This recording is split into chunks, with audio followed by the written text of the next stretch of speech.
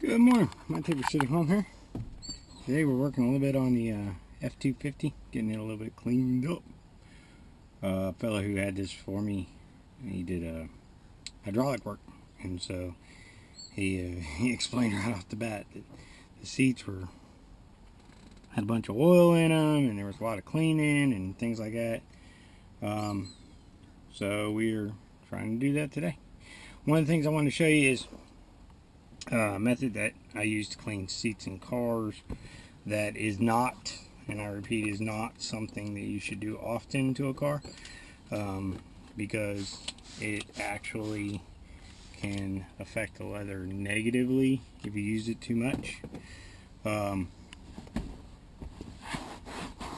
It's very harsh on the car. It's not something you would want to do every week or every other week, or how often you clean your car. I certainly don't clean mine every week.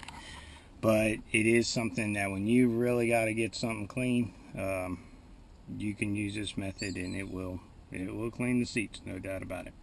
So, as we can see down here, we've got a fair amount of dirt in this leather. And again, this method would be for leather seats. So, show you right here on this pan. So I'm spraying Grease Lightning on it. First of all, you know, that's a degreaser itself, so obviously that's going to work. I get these Melamine sponges. I buy them off the internet. They're pretty much the same thing as the what do you call them, magic erasers. So, but these are just generic. I think I buy them, when I buy them, I buy like 50 of them for $5. It's really inexpensive. But you take these Melamine sponges, you get a good degreaser involved in this. Now you really, if you're doing this, you want to rub it really lightly on the areas that you're working on, because one of the things it will do, and I'm telling you, it will do it, no question about it, is it will start to pull the dye out of the seat. And so when you start scrubbing, you're really just trying to agitate that surface dirt with the sponge, let the degreaser do its work, give everything a good pull, and then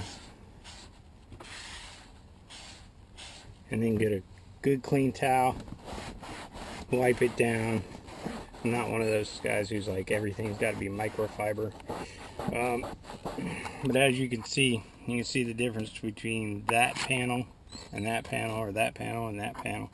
This absolutely works. It does a great job of cleaning. It's quick, it's easy. But again, it's not something you'd want to do every time you clean your truck seats.